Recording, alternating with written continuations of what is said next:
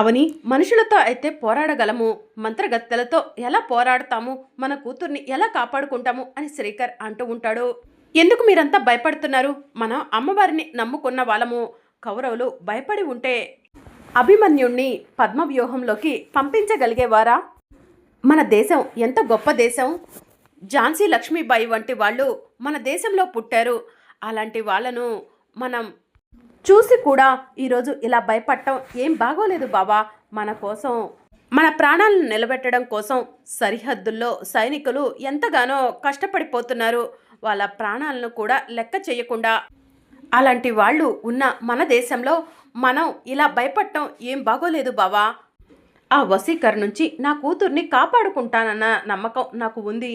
నా కూతుర్ని కాపాడుకుంటానన్న నమ్మకంతోనే నేను నా కూతుర్ని కోటలోనికి పంపించడానికి సిద్ధపడ్డాను అని చెప్పి అవని అంటుంది. అవని, నువ్వు పిచ్చి పిచ్చి నిర్ణయాలు తీసుకొని అక్షయ్ను కోటలోకి పంపిస్తా అంటే నేను ఒప్పుకోను. నీకు ఎన్ని హక్కులైతే అక్షయ్పై ఉన్నాయో నాకు కూడా అన్నే హక్కులు అక్షయ్పై ఉన్నాయి. అక్షయ్ నా కూతురు అని శ్రీకర్ అంటూ ఉంటాడు. బావా, మీరు ఇలా మాట్లాడితే నేను చూస్తూ ఊరుకోను బావా. మొన్నటి వరకు నా కూతురే కాదు అక్షయ్ అన్నావు. మీ అమ్మ నా మనవరాలే కాదు అని చెప్పి అక్షయ్ను నన్ను ఎంతగానో అవమానించింది. ఇంట బయట ఎన్నో అవమానాలు పడి నెగ్గుకొచ్చాము. ఈరోజు నేను ఊరికి మాట ఇచ్చాను. ఊరికి ఇచ్చిన మాటను నిలబెట్టుకోవడం కోసం నా కూతురు ప్రాణాన్ని పళంగా పెడతానని ఎలా అనుకుంటున్నావు బావా? మీకు అప్పుడు గుర్తు రాలేదా మీ కూతురని? ఇప్పుడు మాత్రమే నీకు నీ కూతురని గుర్తుకు వస్తుందా? మీ అమ్మకు ఆ రోజు గుర్తుకు రాలేదా అక్షయ తన మనవరాలని? ఈరోజు గుర్తుకు వస్తుందా? మీరంతా ఇలా మాట్లాడి నన్ను బాధ పెట్టేయాలని చూస్తే అసలు ఊరుకోను. ఊరిని కాపాడతానని మాటిచ్చాను. ఆ వసీకర్ను ఊరి నుంచి తరిమేస్తాను. దయచేసి నన్ను మీరెవరూ కూడా ఆపటానికి ప్రయత్నం చేయకండి అని అవని అంటుంది. అవని, పిచ్చి పిచ్చి మాట్లాడకు. చిచ్చి, నిన్ను చూస్తేనే అని శ్రీకర్ అవనిని అసహించుకోబోతూ ఉండగా నానా అని అక్షయ్ పిలుస్తుంది. ఇక శ్రీకర్ అట్లానే ఆగిపోయి, అమ్మ అక్షయ, నా బాధ నీకు అర్థమైతే మీ అమ్మకు అర్థమయ్యేలా చెప్పు అని కోపంగా అక్కడి నుంచి వెళ్ళిపోతాడు. ఇక అక్షయ అవని వైపు చూస్తూ ఉంటుంది. శ్రీకర్ హాల్లో నుంచొని ఉంటే అక్షయ శ్రీకర్ దగ్గరకు వెళ్ళి శ్రీకర్ చెయ్యి పట్టుకొని అవని దగ్గరికి తీసుకురాబోతూ ఉంటే శ్రీకర్ అక్షయ్ చేతిని విదిలించేస్తాడు. అక్షయ్ బలవంతంగా శ్రీకర్ చేతిని లాక్కొని అవని దగ్గరకు వచ్చి అవని శ్రీకర్లను ఒకటి చేస్తుంది. ఇక శ్రీకర్ కోపంగా అవని చేతిలో ఉన్న తన చేతిని లాగేసుకుంటాడు. అక్కడి నుంచి కోపంగా వెళ్ళిపోతాడు. ఇక అవని అక్షయ్ను హగ్ చేసుకుంటుంది. ఇక మరోవైపు అక్షయ ఒంటరిగా కూర్చొని ఉంటుంది. అవని, అమ్మ అక్షయ అక్షయ అని పిలుచుకుంటూ బయటికి వస్తుంది.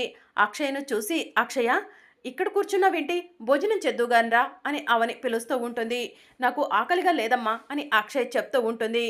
అక్షయ, నేను నీకు తల్లినే అయి ఉండొచ్చు. నిన్ను 9 మాసాలు మోసి కని పెంచి ఉండొచ్చు. కానీ నీ నిర్ణయం ఏంటో తెలుసుకోకుండా నేను ఊరి వాళ్ళకు మాటిచ్చాను. శవాల కోటలోకి వెళ్ళటానికి నీకేదైనా అభ్యంతరం ఉందా అని చెప్పి అవని అడుగుతూ ఉంటుంది. అక్షయ్ ఏం మాట్లాడదు. నువ్వు ఇలా మౌనంగా ఉన్నావంటే నీకు ఏదో అభ్యంతరం ఉందేమోనని నాకు అనిపిస్తుంది. నేను తప్పు చేశానేమో అనిపిస్తుంది అక్షయ.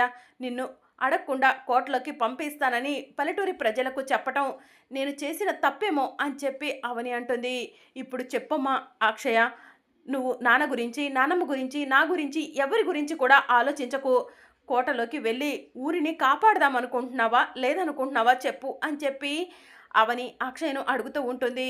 కోటలోకి వెళ్ళటానికి నాకు ఎలాంటి అభ్యంతరం లేదమ్మా. నా బాధల్లా ఒకటే, ఇన్ని రోజుల తర్వాత నానమ్మ నిన్ను అర్థం చేసుకొని దగ్గరికి తీసుకున్నారు. ఈరోజు మళ్ళీ ఈ విషయం గురించి మీరు గొడవలు పడుతుంటే నేను చూసి తట్టుకోలేకపోతున్నాను అని చెప్పి అక్షయ చెప్తూ ఉంటుంది. ఊరిని కాపాడటం అనేది మన బాధ్యతమ్మా. మన బాధ్యతను మనం నిలబెట్టుకోవాలి. ఆ వసీకర ఉన్న కోటలోకి వెళ్తాను.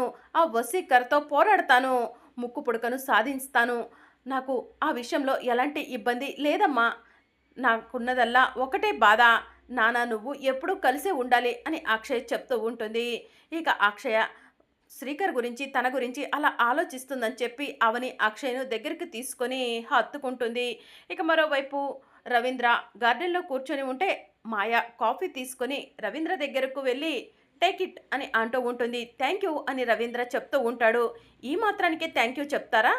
అని మాయ అంటూ ఉంటుంది. అయితే మీ పేరెంట్స్కి థ్యాంక్స్ చెప్పాలి అని రవీంద్ర అంటాడు. ఎందుకు అని మాయ అడుగుతూ ఉంటుంది. డబ్బు, ఆస్తి, హోదా ఇన్ని ఉన్నా కూడా కూతుర్ని ఇంత గొప్పగా పెంచారు కదా అందుకు. అవును, మీ పేరెంట్స్ అమెరికాలో ఉన్నారని చెప్పావు, ఎప్పుడొస్తారు మాయ అని రవీంద్ర అంటూ ఉంటాడు. వాళ్ళు ట్రిప్కి వెళ్ళారు కదా, ట్రిప్ ఫినిష్ చేసుకొని రావడానికి కాస్త సమయం పడుతుంది అని చెప్పి మాయ అంటుంది. వీడియో కాల్లో వాళ్ళను నాకు పరిచయం చేయొచ్చు కదా అని రవీంద్ర అంటూ ఉంటాడు. లేదు లేదు, వాళ్ళు నిన్ను డైరెక్ట్గా చూడాలి అని చెప్పి మాయ చెప్తూ ఉంటుంది. అప్పుడే నిహారిక, కృష్ణబాబు రవీంద్ర వాళ్ళ ఇంటికి వస్తారు. గార్డెన్లో కూర్చున్న మాయ రవీంద్రలను చూసి, బంగారం ఇక్కడే ఉన్నారు వీళ్ళు అని కృష్ణబాబు చెప్తూ ఉంటాడు. హాయ్ అని చెప్పి నిహారిక అంటూ ఉంటే, హాయ్ నిహారిక అని మాయ అంటుంది. How is your married life అని చెప్పి నిహారిక అడుగుతూ ఉంటుంది. ప్రస్తుతానికి బాగానే ఉంది అని రవీంద్ర చెప్తూ ఉంటాడు. ఏంటి, ఏదైనా ముఖ్యమైన విషయం మాట్లాడటానికి వచ్చారా, సడన్గా ఇలా వచ్చారేంటి అని మాయ నిహారిక, కృష్ణబాబుల్ని అడుగుతూ ఉంటుంది. ఊరందరికీ తెలిసిన విషయమే, ఆ అవని తన కూతురు అక్షయ్ను కోర్టులోకి పంపించడానికి ఒప్పుకుంది కదా, కానీ కోర్టులోకి అక్షయ్ను పంపించడానికి మా వెర్రి బాగుల శ్రీకర్ గాడు మా అమ్మ ఒప్పుకోవట్లేదు అని చెప్పి కృష్ణబాబు చెప్తూ ఉంటాడు. కానీ అవని మాట ఇచ్చింది కాబట్టి అక్షయ్ను కోర్టులోకి పంపిస్తుంది అని మాయ చెప్తూ ఉంటుంది. అవని మాట ఇచ్చినా సరే అక్షయ్పై అవనికి ఎన్ని హక్కులైతే ఉన్నాయో శ్రీకర్కి కూడా అన్ని హక్కులు ఉంటాయి కాబట్టి శ్రీకర్ దీనికి నో చెప్పొచ్చు కదా అని రవీంద్ర అంటాడు. సేమ్ గొడవ మా ఇంట్లో జరుగుతుంది అని కృష్ణబాబు రవీంద్రకు చెప్తూ ఉంటాడు. అప్పుడే పల్లెటూరి ప్రజలంతా కూడా జగన్నాథం గారు, జగన్నాథం గారు అని పరిగెత్తుకుంటూ వస్తారు. ఏందయ్యా మీ గోల, ఎక్కడున్నా కూడా మీరు వదిలిపెట్టేలా లేరే అని కృష్ణబాబు అంటాడు.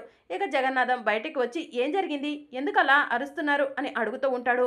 ఊరిలో మరో శవం లేచిందయ్యా అని చెప్పి పల్లెటూరి ప్రజలు చెప్తూ ఉంటారు.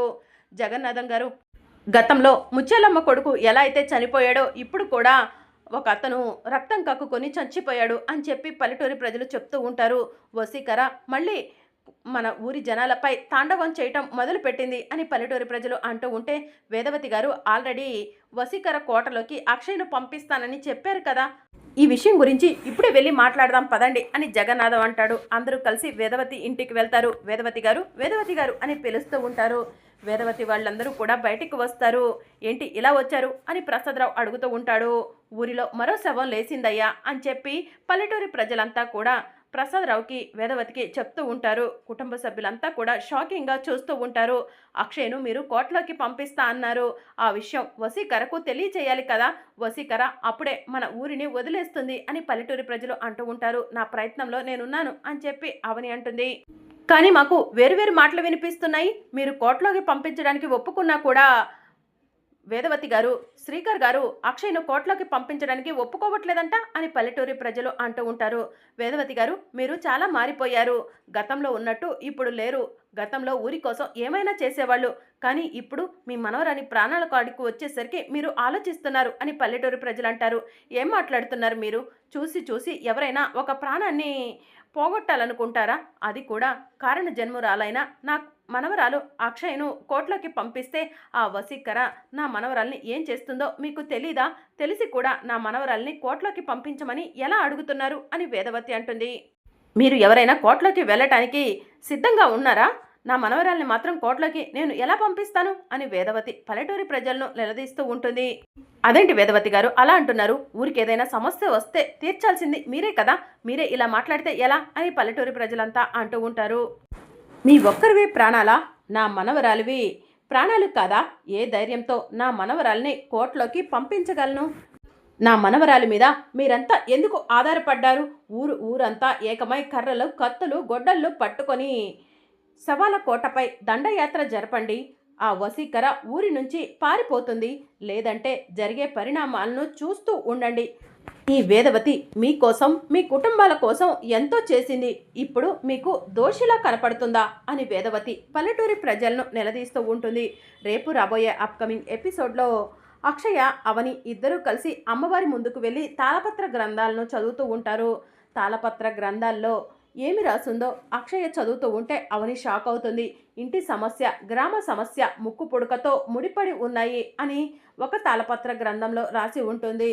ముక్కు పుడక వసీకరకు దక్కినచో ఊరు శ్మశానంగా మారబోతుంది అని మరో తాళపత్ర గ్రంథంలో రాసి ఉంటుంది. ముక్కు పుడక లేనిదే వంశ ప్రతిష్ట అంతమవుతుంది. ముక్కు పుడక సొంతం వశీకర అంతం జరగాలి. అప్పుడే ఊరు ప్రశాంతంగా ఉంటుంది అని తాళపత్ర గ్రంథాల్లో రాసి ఉంటుంది. ఆ తాళపత్ర గ్రంథాలను చదివిన అక్షయ తాళపత్ర గ్రంథాలను అక్కడ పెట్టగానే, అమ్మ అక్షయ, చూసావు కదా, అమ్మవారు ఈ పని మన చేతుల మీద జరిపించాలనుకుంటుంది.